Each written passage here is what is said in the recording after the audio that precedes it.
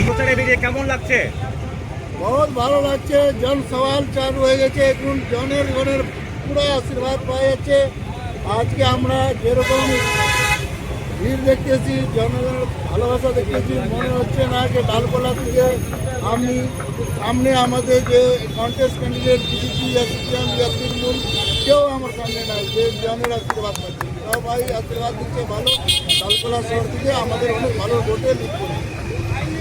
কদিন তো আরো অনেক খুশি পাওয়া যাচ্ছে, অনেক আনন্দ পাওয়া যাচ্ছে। এরকম আমি নিজেকে মনে ভাবেছিলাম না এত বড় আমার জন সালাম আর এত বড় আমাকে ভালোবাসা ইয়ার মানুষ আশীর্বাদ আমাকে দিচ্ছে। আচ্ছা, এত বড় বিধানসভা এলাকা কিভাবে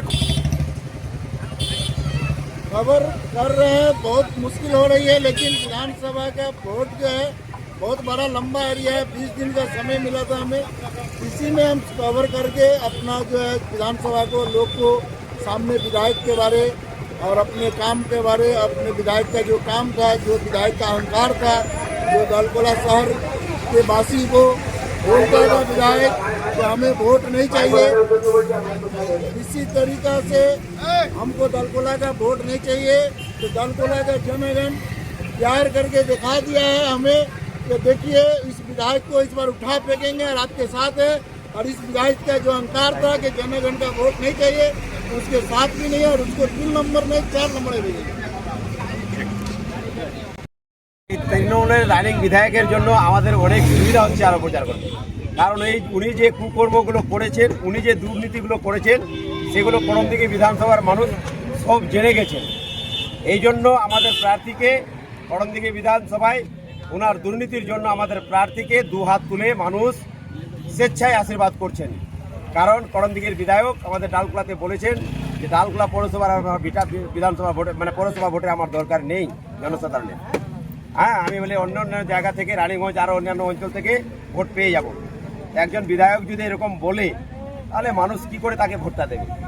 আমরা তার যে মানে কাজ, তার যে কথা, তার যে কথার মান মানুষের কাছে যেভাবে পৌঁছেছে, মানুষ এটাকে খারাপভাবে নিয়েছে।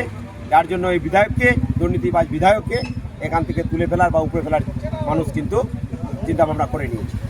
জনগণের আপনারা তো দেখতে পাচ্ছেন, আমরা মিডিয়া চ্যানেলের মাধ্যম দিয়ে আমরা আপনাদের জানাতে চাই, আপনারা যেটা দেখছেন আজকে আমাদের যেভাবে যে র্যালিটা হচ্ছে আর মানুষ কিভাবে আমাদেরকে সাড়া দিচ্ছে, তাতে আপনারা বুঝতে পারছেন যে আমাদের প্রার্থীর সমর্থনটা কীরকম রয়েছে। সেটা তো চোখের সামনে যে মানুষ মানে ইচ্ছায় দু হাত তুলে আমাদের প্রার্থীকে আশীর্বাদ করছে। 4 তারিখ কি ফল আশা করছেন? আমরা করমদিঘি বিধানসভায় আমাদের ফল ভালো হবে। আমাদের প্রার্থী এখানে জিতবে, আমরা নিশ্চিত এই ব্যাপারে।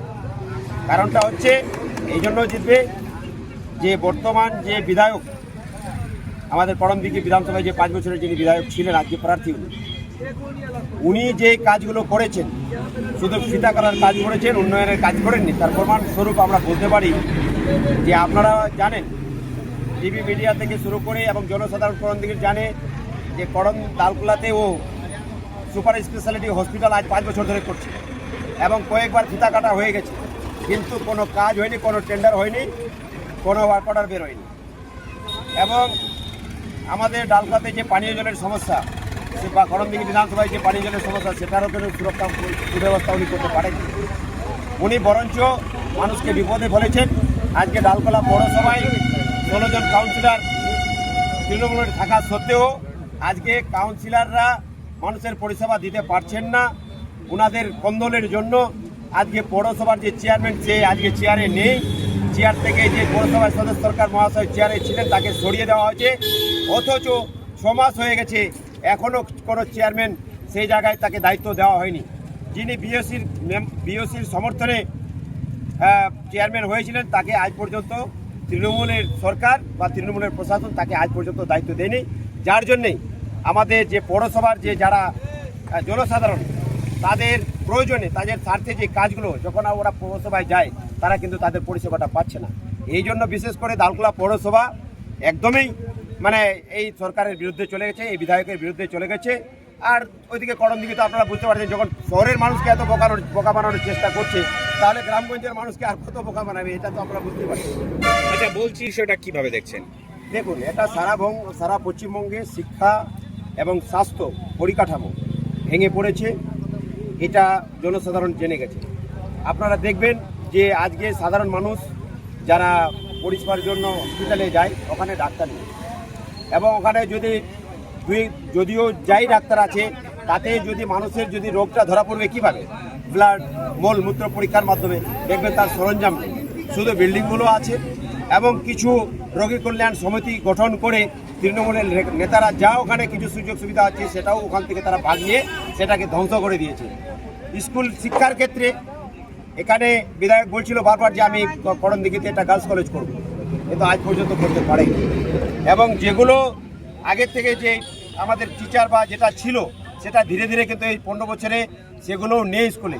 আপনি দেখবেন, আমি একটা পিপলা, যে স্কুলটা আমার নিজের ডোনেট করা জমি আর কি, সেই স্কুলে 300 জন ছাত্রছাত্রী আছে, ওখানে মাত্র একজন শিক্ষক আছে।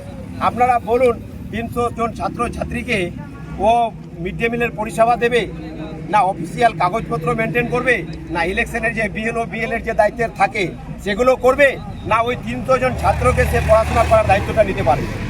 তারা এইভাবে পুরা করণদিঘি বিধানসভা তথা পুরা পশ্চিমবঙ্গে শিক্ষার মান নেমে এসছে। প্রায় 8000 স্কুল বন্ধ হয়ে গেছে, এবং ছাত্রছাত্রীরা কর্মসংস্থানের উদ্দেশ্যে আজকে বাইরে চলে যাচ্ছে। মাধ্যমিক পরীক্ষায় আপনারা দেখেছেন যে আগে যে হারে পরীক্ষায় বসতো, আজকে সে হারে নেই, পরীক্ষায় ছাত্রছাত্রীরা বসে না। তারা অন্যের সংস্থানে কর্মসংস্থানের স্বার্থে, যেহেতু আমাদের পশ্চিমবঙ্গে কোনো শিল্প এবং পরিকাঠামো নেই, কোনো কাজের উন্নয়ন, এখানে কাজের কোনো জায়গা নেই, যারা বাধ্য হয়ে অন্য রাজ্যে ওরা কাজ করতে যাচ্ছে, এবং কাজ করতে গিয়ে পরিযায়ী শ্রমিক হয়েছে, এবং তারা ওখানে কাজ করতে বিভিন্ন সমস্যার সম্মুখীন হচ্ছে। কেউ বা আমাদের পশ্চিমবঙ্গের লোককে আজকে আপনারা দেখছেন যে ওখানে পশ্চিমবঙ্গের বাঙালি বলে তাড়িয়ে দিচ্ছে। তো আমাদের সরকার এদিক দিয়ে ব্যর্থ, যে আমাদের পশ্চিমবঙ্গ একটা সুবিখ্যাত নাম ছিল, সোনার বাংলা ছিল, সেই সোনার বাংলাকে ধীরে ধীরে আমাদের পশ্চিমবাংলার মুখ্যমন্ত্রী একেবারে নিম্ন স্তরে নিয়ে এসছে। এখানে কর্মসংস্থান বলে কিছু নেই, এখানে চাকরি নেই, এখানে ইন্ডাস্ট্রি নেই। যাও দুটো সংস্থা আমাদের এখানে ছিল, একটা ফ্লাওয়ার মিল এবং একটা তাঁতিয়া কোম্পানি, ভুট্টা কোম্পানি এখানে এসেছিল, কিন্তু তারও সুরক্ষা এখানে দিতে পারেনি। সেই কোম্পানিগুলো আজকে, ফ্লাওয়ার মিল আজকে প্রায় 5 বছর 6 বছর ধরে বন্ধ, এবং তাঁতিয়া কোম্পানি আজকে দেখছেন যে তারা এই বাধ্য হয়ে জ্বালা যন্ত্রণা তৃণমূলের নেতাদের যে কাটমানির জন্য যে অত্যাচার, সেই অত্যাচারের কারণে এই কোম্পানি, তাঁতিয়া কোম্পানি আজকে ঠাকুরগঞ্জে গিয়ে মিল স্থাপন করেছে, ইন্ডাস্ট্রি স্থাপন করেছে। এখান থেকে ওরা ডাবল পরিকাঠামো ওখানে করছে, ভালোভাবে চলছে। ও তো আমাদের পশ্চিমবঙ্গের সরকার এবং প্রশাসন সেই জায়গায় সহযোগিতা করতে পারেনি। বাধ্য হয়ে একজন ব্যবসায়ী তার ব্যবসা যদি সঠিকভাবে পরিচালনা না করতে পারে, তার মিল যদি না চলে, সে যদি কাটমানি দিতেই থাকে, তাহলে কি করে সেই ব্যবসা তার করবে? তারা বাধ্য হয়ে এখান থেকে চলে গেছে। আজকে কয়েক হাজার মানুষ বলতে গেলে আজকে কর্মসংস্থানহীন হয়েছে, এবং ভুট্টা যে এখানে ভালো দামে বিক্রি করতো সেখান থেকে কৃষকরা বঞ্চিত হয়েছে। ধান বিক্রি করতে গেলে কিষাণ মান্ডিতে 10 কেজি ধান দিতে হয়। এইভাবে বিভিন্নভাবে এখানে করণদিঘির মানুষ এবং পশ্চিমবাংলার মানুষ আজকে বিপদে পড়েছে। যেটা বলতে গেলে পরে আমার মনে হয় 24 ঘন্টা যদি বলি এদের দুর্নীতির কথা, তাও আপনাদের কাছে আমাদের কথা বলা শেষ হবে না। তো আপনারা জেনে গেছেন, করণদিঘির বিধানসভার মানুষ জেনেছে, পশ্চিমবঙ্গের মানুষ জেনে গেছে যে মমতা ব্যানার্জি ধাপ্পা দিয়ে রাজনীতি করছে। একটা বাচ্চা জন্মগ্রহণ করলে 80,000 ঋণ নিয়ে জন্মগ্রহণ করছে, অথচ বলছে পশ্চিমবঙ্গের অর্থনীতি নাকি খুব ভালো জায়গায় আছে, এবং পশ্চিমবঙ্গে আমরা নাকি অনেক উন্নয়নের কাজ করছি। যদি উন্নয়নের কাজ করতো তাহলে আমাদের এখানকার বেকার যুবক অন্য রাজ্যে কেন যেত? আমাদের এখানে উন্নয়নের কাজ হলে আজকে শিক্ষক পর্যাপ্ত পরিমাণে শিক্ষক নেই কেন? আমাদের আজকে এখানে যারা শিক্ষা পেয়েছে, শিক্ষকরা চাকরি পেয়েছিল, সুপ্রিম কোর্টের নির্দেশে সেই চাকরিগুলো বাতিল হয়েছে। কারণ সেই প্যানেলটা বাতিল হওয়ার কারণটা হচ্ছে সেটা দুর্নীতিতে ভরা ছিল। সুপ্রিম কোর্ট মহামান্য সেটার আদেশ দিয়ে সেটাকে বাতিল করেছে। তাহলে আমাদের কোন পর্যায়ে নিয়ে গেছে এটা করণদিঘি তথা পশ্চিমবঙ্গের মানুষ জেনে গেছে। আর এর উপযুক্ত জবাব এই বিধানসভা ইলেকশনে, আমাদের এই 23 তারিখ এবং 29 তারিখ যে নির্বাচন রয়েছে, এই নির্বাচনে এদেরকে বিদায় দিয়ে দেবে, ভালোভাবে বিদায় দিয়ে দেবে, যে তোমার অনেক হয়েছে আর নয়। আমরা এইটুকু বলতে চাই আপনার ছেলের মাধ্যমে। सोनिया गांधी जिंदाबाद राहुल गांधी जिंदाबाद प्रियंका गांधी जिंदाबाद शुभंकर सरकार जिंदाबाद दीपा दास मुंशी जिंदाबाद मोहसिन गोत्ता जिंदाबाद विक्टर आलम जिंदाबाद मुर्शिद आलम जिंदाबाद वंदे मातरम জাতীয় কংগ্রেস জিন্দাবাদ জাতীয় কংগ্রেসের মনোনীত প্রার্থী ভাই মুর্শিদ আলমকে আগামী 23 তারিখ 5 নম্বর বোতাম টিপে হাত চিহ্নে ভোট দিয়ে ভোটে জয়যুক্ত করবে এই আবেদন নিয়ে আমরা মিছিল করে আমাদের প্রার্থীকে নিয়ে এসেছি আপনাদের সকল দোকানদারদের কাছে এবং সর্বস্তরের মা ও বোনেদের কাছে আবেদন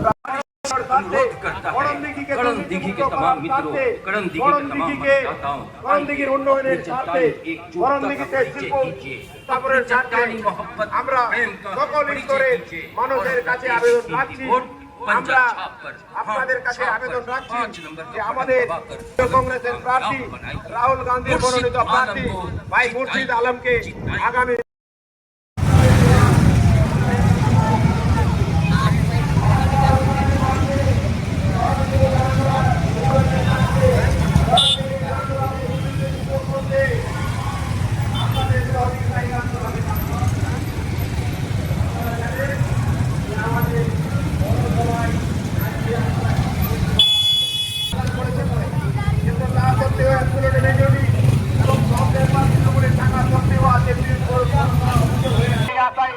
আপনাদের কাছে রাখছি আপনাদের দোয়া আশীর্বাদ আপনাদের সহযোগিতা আমরা একান্তভাবে কামনা করব কাঠমানি ভোট সরকারের যে দুর্নীতি সেটাকে রুখতে এবং সমাজ করতে সহযোগিতা একান্তভাবে কামনা করছি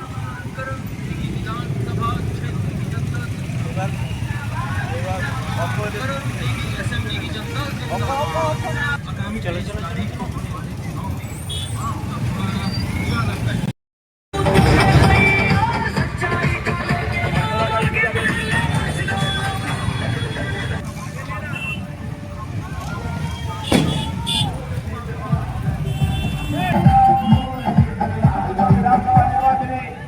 জাতীয় কংগ্রেসের মনোনীত প্রার্থী রাহুল গান্ধীর মনোনীত প্রার্থী শুভঙ্কর সরকার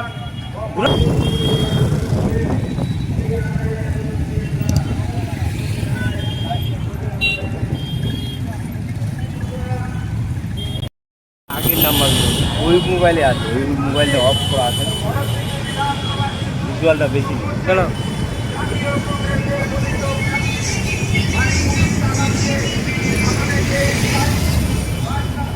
টানো গাড়ি तो मुर्शिद आलम थाना कोर्ट कचहरी पुलिस का मामला हो तो मुर्शिद आलम पंचायती का मामला हो तो मुर्शिद आलम हमेशा आपके साथ खड़े रहे हैं आगे भी खिलाफ लड़ने के लिए तैयार हो जाइए नफरती को भगाने के लिए সম্পূর্ণভাবে ব্যর্থ হয়েছে मोहब्बत को कायम करने के लिए ভোট क्योंकि